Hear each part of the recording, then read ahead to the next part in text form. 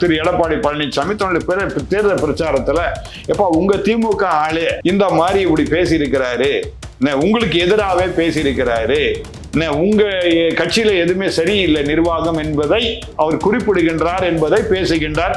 இப்படிப்பட்ட ஆளுக்கு உங்களுடைய தேர்தல் வாக்குகளை கொடுக்காதீங்க அப்படின்னு மிக சிறப்பாக திரு எடப்பாடி பழனிசாமி அவர்கள் பேசி இருக்கின்றார்கள்.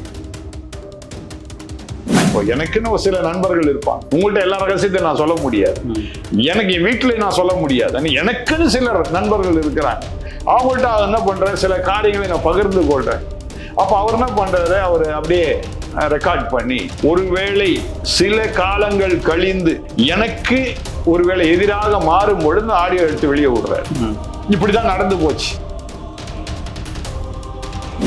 இன்னைக்குதான் நீங்க வட இந்தியக்காரனை பத்தி பேசிட்டு இருக்கிறீங்க.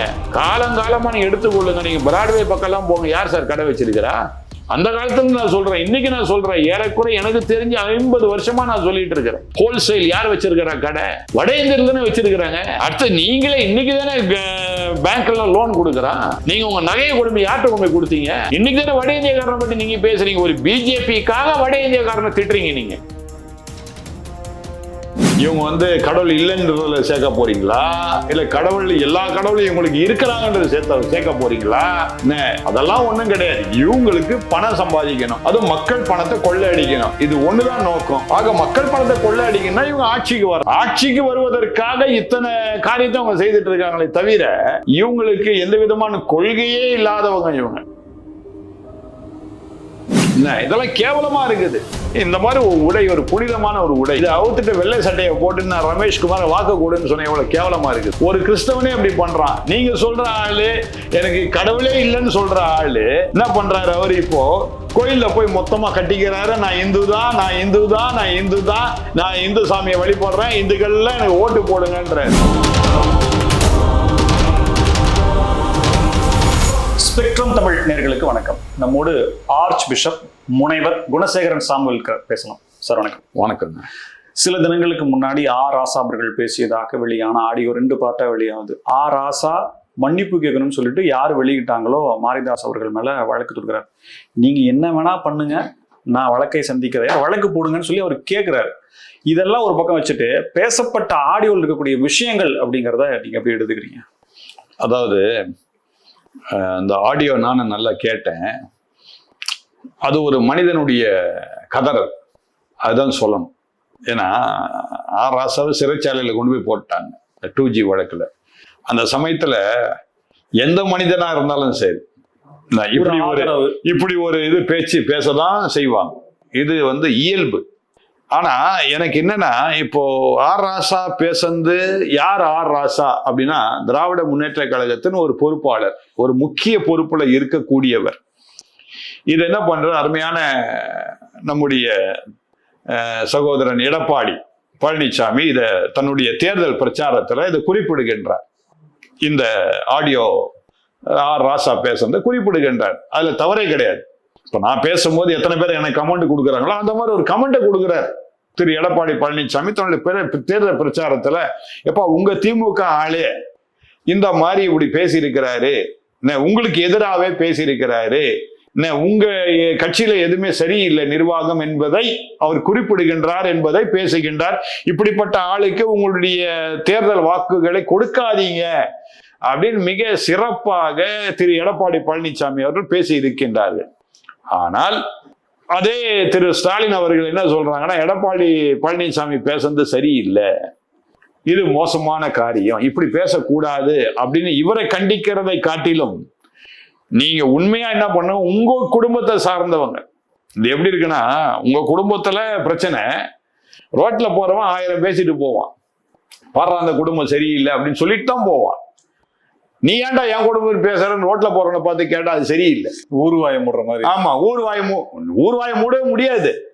இப்ப நீ இவரை கேட்கலாம், அடுத்த இன்னொருத்த பேசுவானே, அவனை முன்ன அடுத்து இன்னொருத்த பேசுவான், யாராவது பேசிட்டே தான் இருப்பாங்க. அதெல்லாம் நீங்க என்ன பண்ணிருக்கணும், ராசாவை நேரடியாக தொடர்பு கொண்டு, ஏன்பா இந்த மாதிரி ஒரு ஆடியோ நீ பேசியிருக்கிற, இது உண்மையா இல்லையா அப்படின்னு சொல்லிட்டு, இந்த தேர்தல் காலத்துல உங்களுக்கு வாக்கு வரணும்னு நீங்க ஆசைப்பட்டா உடனே நடவடிக்கை எடுங்க. நீங்க உடனே என்ன பண்ணலாம், நீங்க திமுக பொறுப்புல இருந்து நீ நீக்காவிட்டாலும் ராசாவுக்கு எந்த விதமான பொறுப்பும் இந்த நேரத்துல தேர்தல் பிரச்சாரத்துக்கோ அந்த மாதிரி காரியத்துக்கோ ஈடுபடாதபடிக்கு கொஞ்சம் அவரை ஒதுக்கி வைங்க. தேர்தல் பிற்பாடு நீங்க என்னவாது பண்ணிட்டு போங்க. அப்படி பண்ணா ஆடியோ ஒரிஜினல் அவங்களே ஒப்புதல் வாக்குமூலம் கொடுக்குறாங்க. எப்படினாலும் அதானே, நீங்க எப்படி சொன்னாலும் அதானேங்க. நீங்க என்ன செய்திருக்கணும், நேரடியா உங்களால கண்டிக்கணும். அதுக்கு நீங்க கண்டிச்சிட்டோம் அப்படின்னு மக்கள் மத்தியில நீங்க காட்டி ஆகணும். பேசுறது உண்மைதானே, இல்ல நீங்க சொல்லவே முடியாது. இது ஒரு மிமிக்ரையோ ஏஐ வீடியோன்றாங்க. ஏஐ வீடியோ ஏங்க, ஏஐ வீடியோன்னு பண்ணலாம். நீங்க பாத்தீங்கன்னா ஏஐ வீடியோ நீங்க பண்ணி பார்த்துருக்கீங்களா? அதுல தானா அங்க வரும். நீங்க ஏஐ வீடியோ பண்ணீங்கன்னா this was made by AI அப்படின்னு கட்டாயம். ஏன்னா இதெல்லாம் நான் ட்ரை பண்ணிட்டேன். என்னை யாராவது பண்ணாலும் பண்ணுவாங்கன்ற ஒரு பெரிய சந்தேகத்துல ஐ ட்ரைட் த ஏஐ. அதுல கீழே சின்னதா வருது, திஸ் வாஸ் மேட் பை ஏஐன்னு வருது, கிரியேட்டட் பை ஏஐன்னு வருது, கிளீனா வருது. அதனால சும்மா போட்டு, அதாவது இது இல்லாத சொல்லிய அடுத்தது நம்ம என்ன சொல்லியிருக்கிறோம் கவனிக்கணும். கண்டென்ட் ஆஃப் த ஆடியோ அதான் நம்ம கவனிக்கணும். இல்லாத சொல்லி இருந்தா இது நீங்க சொல்ற மாதிரி குக்ட் அப் ஸ்டோரி, யாரோ ஒருத்தர் ஒரு மிமிக்ரை பண்ணியோ இல்ல ஏஐ பண்ணியோ செய்திருக்கிறாங்கன்ற மாதிரி. இது கரெக்டா திராவிட முன்னேற்ற கழகத்துல நடந்த சம்பவத்தை மிக தெளிவாக அவரே இன்னொருத்த பேசுவது, இது நேச்சுரல் தான். இப்போ எனக்குன்னு சில நண்பர்கள் இருப்பாங்க. உங்கள்கிட்ட எல்லா ரகசியத்தையும் நான் சொல்ல முடியாது, எனக்கு என் வீட்டுல நான் சொல்ல முடியாது. எனக்குன்னு சில நண்பர்கள் இருக்கிறாங்க. அவங்கள்ட்ட என்ன பண்றேன், சில காரியங்களை நான் பகிர்ந்து கொள்றேன். அப்ப அவர் என்ன பண்றாரு, அவர் அப்படியே ரெக்கார்ட் பண்ணி ஒருவேளை சில காலங்கள் கழிந்து எனக்கு ஒருவேளை எதிராக மாறும் பொழுது ஆடியோ எடுத்து வெளியே விடுறாரு. இப்படிதான் நடந்து போச்சு, வேற ஒண்ணுமே கிடையாது.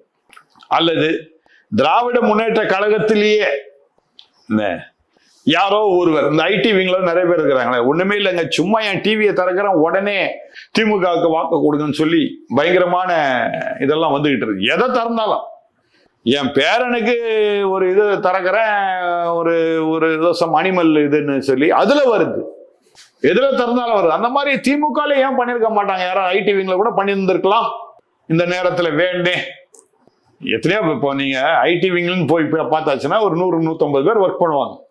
அதுல ஒரு கருப்பாடு இல்லாம எங்க இருக்கும்? அப்படி கூட இருந்திருக்கலாம், டக்குன்னு வெளியே விட்டுருக்கலாம்.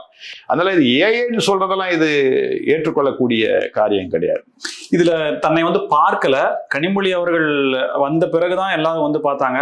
ஒரு குறிப்பிட்ட அமௌண்ட் கலைஞர் தொலைக்காட்சி அப்படின்ற விஷயங்களுக்கு போச்சுன்ற மாதிரி விஷயமும் வழக்கு நடந்துருச்சு. 2G ஸ்கேம் வழக்கு நடந்தது, விடுதலையாக்கப்பட்டு மறுபடியும் தோண்டி எடுக்கப்பட்டு விசாரணைன்றது போயிருக்கு.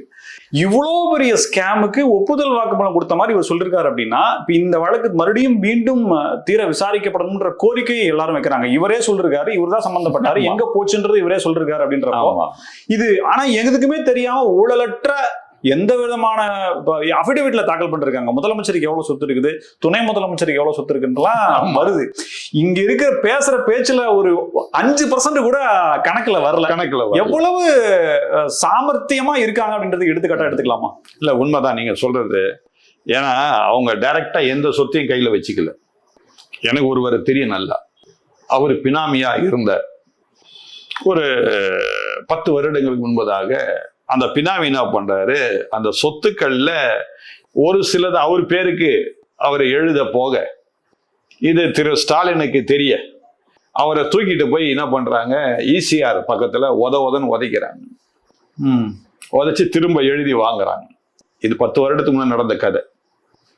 அன்னைக்கு நான் இந்த அரசியலை பற்றி நான் பேசவும் இல்லை, நான் பாட்டுக்கு என் வேலையை பார்த்துட்டு இருக்கேன், ஆன்மீக வேலையை பார்த்துட்டு இருக்கிறேன். ஆனா இன்னைக்கு நீங்க இதை சொல்லும் போது அது சொல்ல வேண்டிய சந்தர்ப்பம் ஏற்படுது. அதனால இவங்களுடைய சொத்துக்கள் எல்லாம் பினாமி பேர்ல தான் இருக்குதே தவிர இவங்க பேர்ல எதுவுமே இல்லை. அதனால தோண்டி எடுத்தா எல்லாத்தையும் கண்டுபிடிச்சிடலாம். இது ஒரு பக்கம். அடுத்தது நீங்க சொல்ற மாதிரி ராசா அவர்களை ஏன் போய் பார்க்கணும்?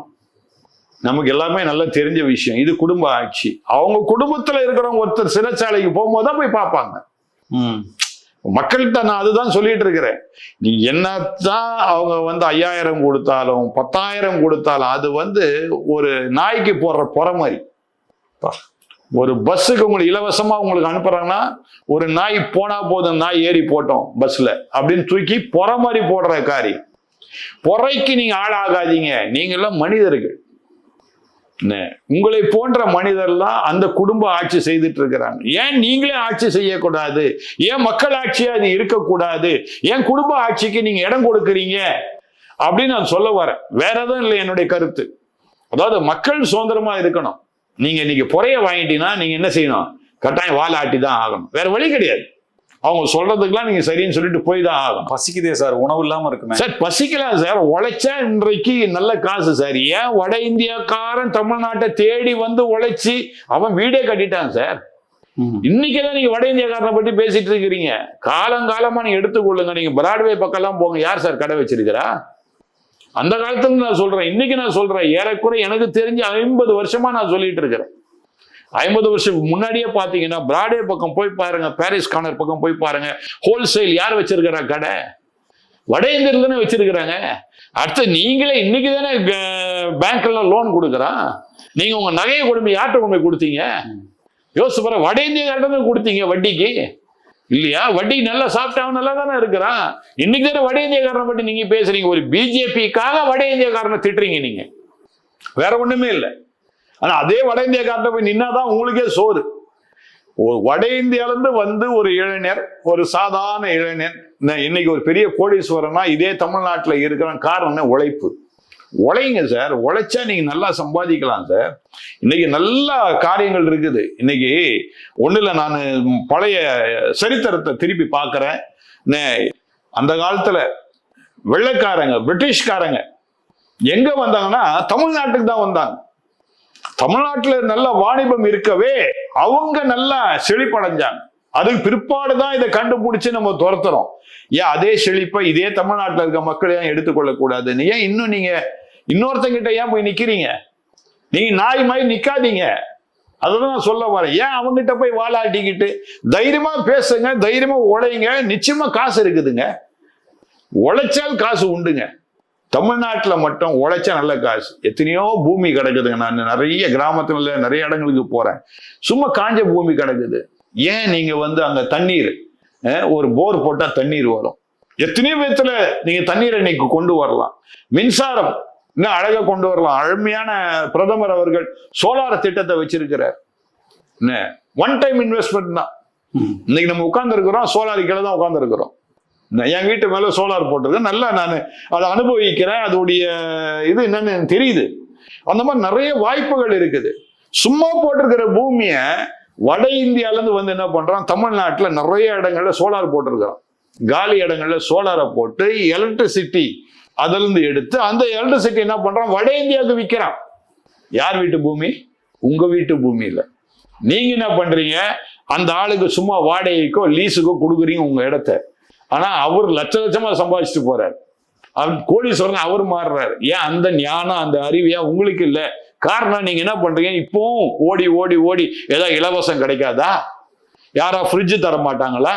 யாரா சைக்கிள் தர மாட்டாங்களா? யாரா 2 வீலர் தர மாட்டாங்களா? யாரா 5000 தர மாட்டாங்களா? இப்படி இருந்தா என்னங்க அர்த்தம்? இன்னுமா உங்களுக்கு அறிவு இல்லை? ஏங்க முந்தி வந்து மீடியாக்கள் இல்லை சொல்றதுக்கு. முந்தி வந்து இப்ப இருக்கிற ஒண்ணு இல்லைங்க. எங்க வீட்டுக்கு ஒருத்தர் வந்தாருங்க, ஒரு கார்பெண்டர். அந்த காலத்துல பாத்தீங்கன்னா இந்த பலகை வைக்கும் போது ஸ்ட்ரைட்டா வைக்கிறதுக்கு ஒரு சின்ன ஒரு பபுள் மாதிரி இருக்கும். நீங்க பார்த்திருப்பீங்கன்னு நினைக்கிற ஒரு இன்ஸ்ட்ருமெண்ட் ஒண்ணு. அதுக்கு அப்படி கரெக்டா மட்டம் பாக்குறதுன்னு சொல்லுவாங்க. லெவல் பாக்குறதுக்கு ஒரு லெவல் இன்ஸ்ட்ருமெண்ட் வச்சிருப்பாங்க.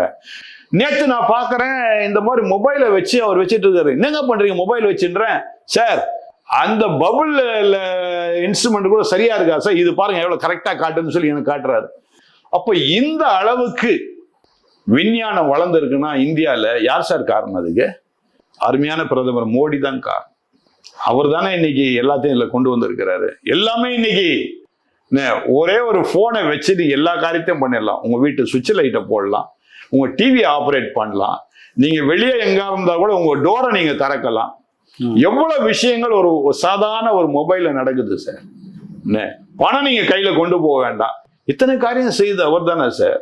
இன்னும் நீங்க ஏமாந்த குடும்ப ஆட்சி அவங்க ஒரு குடும்பம் மட்டும்தான் சார் வளர்ந்துட்டு இருக்கு. நீங்க வளரவே இல்லையே. தமிழ்நாட்டுல தேர்தல் தேதி அறிவிக்கப்பட்ட பிறகு தேர்தல் ஆணையம் முழு கண்ட்ரோல் எடுக்கும். எல்லா சட்டம் ஒழுங்கு இன்னும் மற்ற விஷயங்கள் எடுக்கும். இப்பதான் டிஜிபி மாற்றப்பட்டிருக்கிறார்.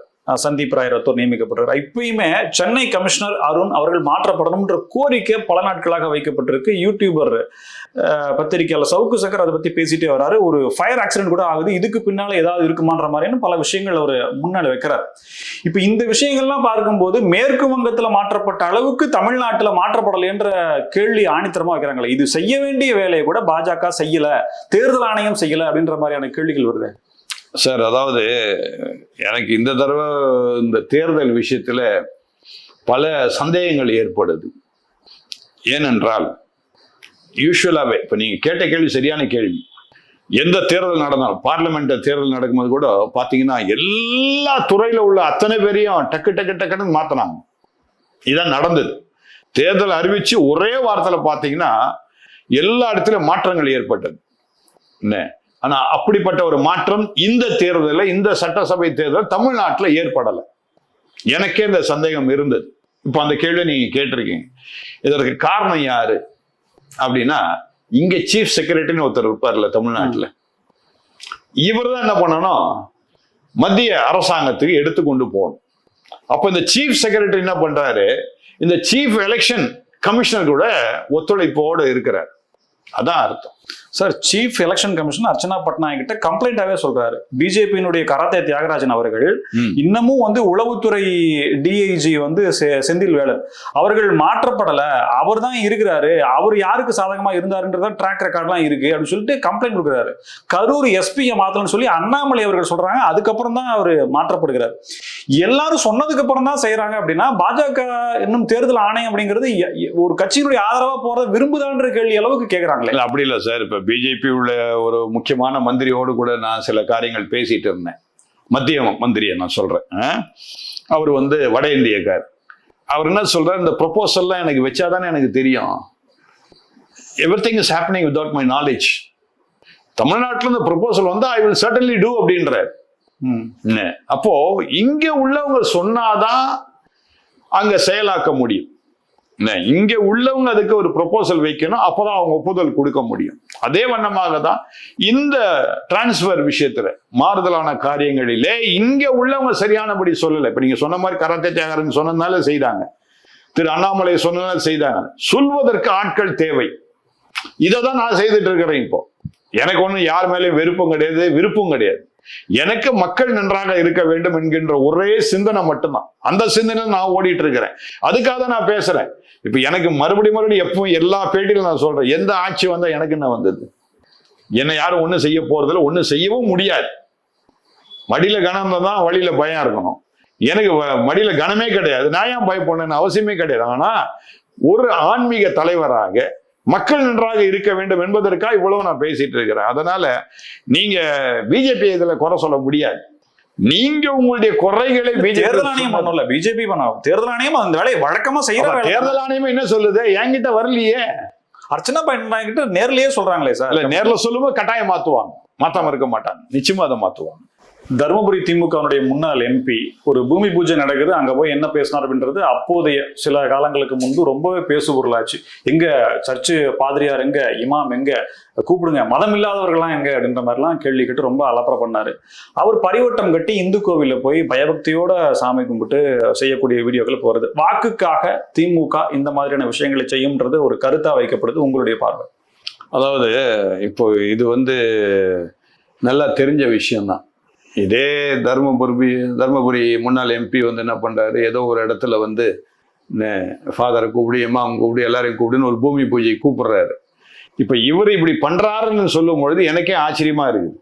ஏன்னா இப்போ வேற வழி இல்லை. அவர் இப்ப சட்டசபையில தேர்தலில் திமுக நிக்கிறார். நிற்கும் போது அப்போ மக்களை சந்திக்கணும், மக்களோடு மக்களா போய் ஆகணும். அப்போ இவர் இந்த கோயில்களுக்கு போய் பரிவாரங்கள் செய்தாதான் மக்கள் அவரை ஏற்றுக்கொள்வாங்க. இதை தானே திரும்ப துர்கா ஸ்டாலின் செய்துட்டு இருக்கிறாங்க. ஏங்க, அவருடைய தலைவருடைய மனைவியே இதை செய்யும் போது இவரு தொண்டர் மாதிரி தாங்க. அவரை போய் நீங்க குற்றமா நீங்க சொன்னீங்க, நான் எப்படிங்க ஏற்றுக்கொள்ள முடியும்? அவரு அதை பத்தி யாரும் தப்பா சொல்ல சார். வாக்குக்காக தேர்தல் நேரத்துல நீங்க இப்படி செய்றீங்க. ஜெயிச்சு எம்பி, முன்னாள் எம்பியா இருக்கும்போது அங்க போய் பூமி பூஜை நடக்குது, அது வழக்கமான நடைமுறை. அப்ப போய் பிரச்சனை பண்ணாரு மதச்சார்பற்ற கூட்டணின்ற. இப்ப இதே பாத்தீங்கன்னா இன்னொரு இடத்துல இவருக்கு நீங்க சீட்டு கொடுக்க கூடாதுன்னு சொல்லிட்டு ஒரு குறிப்பிட்ட கட்சியை சேர்ந்த ஒரு இந்துத்துவ அமைப்புகளோட தொடர்பு இருக்குன்னு சொல்லிட்டு இஸ்லாமிய அமைப்புகள் போய் தலைமையை சந்திக்கிறாங்களே. அதை தாங்க நான் சொல்ல வரேன். இப்போ வாக்குக்காக என்ன பண்றாங்க, துர்கா ஸ்டாலின் எல்லா கோயிலுக்கும் போறாங்க. மகன் என்ன சொல்றான், நான் கிறிஸ்தவன்றான். சனாதன ஒழிப்பை பத்தி சனாதன ஒழிப்படி பேசுறான். அடுத்தது என்ன பண்றான், இந்த முகமதியர்களுடைய அந்த எல்லா இதுக்கும் போய் உட்காந்துக்கிறான். அங்கேயும் தொப்பியை போட்டு உட்காந்துக்கிறான். அடுத்து என்ன சொல்றான், நான் கிறிஸ்தவன் சொல்றான். இது எதுல நீங்க சேர்த்துக்க போறீங்க? இவங்க கடவுள் இல்லைன்றதுல சேர்க்க போறீங்களா, இல்ல கடவுள் எல்லா கடவுளும் இவங்களுக்கு இருக்கிறாங்கன்றது சேர்க்க போறீங்களா? அதெல்லாம் ஒண்ணும் கிடையாது. இவங்களுக்கு பணம் சம்பாதிக்கணும், அதுவும் மக்கள் பணத்தை கொள்ளை அடிக்கணும். இது ஒண்ணுதான் நோக்கம். ஆக மக்கள் பணத்தை கொள்ளை அடிக்கணும்னா இவங்க ஆட்சிக்கு வரணும். ஆட்சிக்கு வருவதற்காக இத்தனை காரியத்தை அவங்க செய்துட்டு இருக்காங்களே தவிர இவங்களுக்கு எந்த விதமான கொள்கையே இல்லாதவங்க. இவங்க கொள்கை இல்லாத ஒரு கட்சி எதுனா திராவிட முன்னேற்ற கழகம். பல மேடைகள்ல துணை முதலமைச்சர் நானும் கிறிஸ்தவன் தான் சொல்லி பேசியிருக்காரு. அததான் நான் சொல்றேன். இப்ப இவரு கோயிலுக்கு போய் திருநீர் வைக்கிறது இந்த மாதிரியான விஷயங்களை செய்யும் போது இப்ப கிறிஸ்தவர் அல்ல இவரு இந்து அப்படின்றது மக்கள் கிறிஸ்தவர்கள் ஏத்துக்குவாங்களா, இல்ல இவர் இந்து தான் வாக்குக்காக அப்படி நடிக்கிறாரு அப்படின்னு சொல்லி மற்றவர்கள் ஏத்துக்குவாங்களா? இது யாரை திருப்திப்படுத்துறாரு? இதனால அவர் அடையக்கூடிய நன்மை என்ன? நீங்க இதை சொல்லும் பொழுது எனக்கு இன்னொரு காரியத்தை கட்டாயம் சொல்லிதான் ஒரு வழி இல்லை. எனக்கு தெரிஞ்ச நான் கட்டாயம் சொல்லி ஆகணும்ல. அதாவது இப்போ வாக்குக்காக என்ன பண்றாங்க, தங்களுடைய உடைய கூட மாத்திக்கிறாங்க, பேரை கூட மாத்திக்கிறாங்க. என்னுடைய தம்பி ஒருத்தன் இருக்கிறான், என் கசின் ஒருத்தன். அவன் என்ன பண்றான், இப்போ விஜய் கட்சியில நிக்கிறான், ஆவடி தொகுதியில நிக்கிறான். அவனை பேராயர் தினத்தூதர் ராஜான்னு தான் சொல்லுவாங்க. இன்னைக்கு பாக்குறேன் திரு ரமேஷ்குமார்னு போட்டிருக்கு. ஏன்பா அவன் பேராயர் என்ன ஆச்சு? என்னை மிஸ்டர்னு கூப்பிட்டா நான் ஒத்துக்கவே மாட்டேன். I'm bishop, arch bishop. அது கூட நான் ஒரு ஆர்ச் பிஷப். அது தரைக்குறவா என்ன ஆக்கிறீங்களே, என்னை மிஸ்டர்னு கூப்பிட்டு என்ன ஏன் கேவலப்படுத்துறீங்கன்னு நான் சொல்லுவேன் நான். ஆனா இப்ப அவர் என்ன பண்றாரு, மிஸ்டர் ரமேஷ்குமார்னு போடுறாரு. எதுக்காக போடுறாரு? இதே விஜய் உரியவங்களுக்கு இவரு ஃபாதர்னு தெரியக்கூடாது, மற்ற மதத்தை சார்ந்தவர்கள். அதுதான் சொல்ல வரேன். இப்போ விஜய் நடத்தின கிறிஸ்துமஸ் விழாவில் பார்த்தா இதே மாதிரி உடை அணிஞ்சிட்டு இயேசு என்கிட்ட சொல்லிட்டாரு, விஜய் தான் அடுத்த முதலமைச்சர் சொல்லிட்டாருன்னு வேற சொல்லிட்டாரு. இவ்வளவும் பேசினவர் என்ன பண்றாரு, இப்ப வாக்கு சேகரிக்க போகும்போது சாதாரண சட்டையை போட்டுக்கிட்டாருங்க, வெள்ளை சட்டையை போட்டு கை கும்பிட்டுட்டு என்ன பண்றாரு, திரு ரமேஷ் குமார் எனக்கு ஓட்டு போடுங்கன்னு சொல்றாரு. இப்போ பச்சவந்தி தேர்தல் வாக்குக்காக பச்சவந்தியா மாறுறாங்க. அந்த மாதிரிதான் நீங்க கேட்கிற வரும். எனக்கு தெரிஞ்சவரை பற்றி நான் சொல்றேன். இப்ப நீங்க கேள்வி கேட்கறதுனால இதெல்லாம் சொல்ல வேண்டிய ஒரு நிர்பந்தத்துல நான் வந்துட்டேன். இதெல்லாம் கேவலமா இருக்குது. இந்த மாதிரி ஒரு உடை, ஒரு புனிதமான ஒரு உடை, இதை அவுத்துட்டு வெள்ளை சட்டையை போட்டு நான் ரமேஷ்குமார் வாக்கு கூடுன்னு சொன்னேன். எவ்வளவு கேவலமா இருக்குது. ஒரு கிறிஸ்தவனே அப்படி பண்றான். நீங்க சொல்ற ஆளு எனக்கு கடவுளே இல்லைன்னு சொல்ற ஆளு என்ன பண்றாரு, அவர் இப்போ கோயில்ல போய் மொத்தமா கட்டிக்கிறாரு. நான் இந்து தான், நான் இந்து தான், நான் இந்து தான், நான் இந்து சாமியை வழிபடுறேன், இந்துக்கள்லாம் எனக்கு ஓட்டு போடுங்கன்றாரு. இவ்வளவு நாள் எங்கேயா போனீங்க? நான் என்ன கேட்கறேன், இவங்களுக்கு பாடம் கற்பீங்கன்னா மறுபடியும் இந்துக்களை தான் நான் திட்டுவேன். அது ரமேஷ்குமாரா இருக்கட்டும், என் தம்பியா இருக்கட்டும், இல்ல நீங்க சொல்ற இப்போ சட்டசபைக்கு நிக்கிறாரு அவராக இருக்கட்டும், எந்த வேட்பாளர் கூட இருக்கட்டுங்க, இந்துக்களுக்கு உண்மையா அறிவு இருந்துச்சுன்னா என்டிஏ கூட்டணிக்கு தாங்க வாக்குகளை கொடுப்பாங்க. உண்மையான இந்துவா இருந்தா, அறிவுள்ள இந்துவா இருந்தா என்டிஏ கூட்டணிக்கு தாங்க வாக்கு கொடுப்பாங்க. அதுக்கு மீறி அவங்க வாக்கு கொடுத்தாங்கன்னா, இந்துக்கள் வாக்கு கொடுத்தா என்ன அர்த்தம், இந்துவே கிடையாது, திருட்டு பயன் அர்த்தம். இவ்வளவுதான் நான் சொல்ல முடியுங்க. சரிங்களா? இப்போ இந்துக்களுக்கு அறிவு வேணும். ஏன்னா நீ பெரும்பான்மை உள்ளவர்கள் இந்துக்கள் தான் இந்திய தேசத்துல, அது தமிழ்நாட்டுல. நீங்க தான் புரிஞ்சு நடந்துக்கணும். சட்டசபை தேர்தல் இன்னும் 10 நாள்ல இருக்குது. நீங்க தான் புரிஞ்சு நடந்துக்கணும். மிக நன்றி சார். பல்வேறு தகவல்களுக்கு நன்றி. மீண்டும் சந்திப்போம். மனிதர்கள் ஸ்பெக்ட்ரம் தமிழோட நன்றி.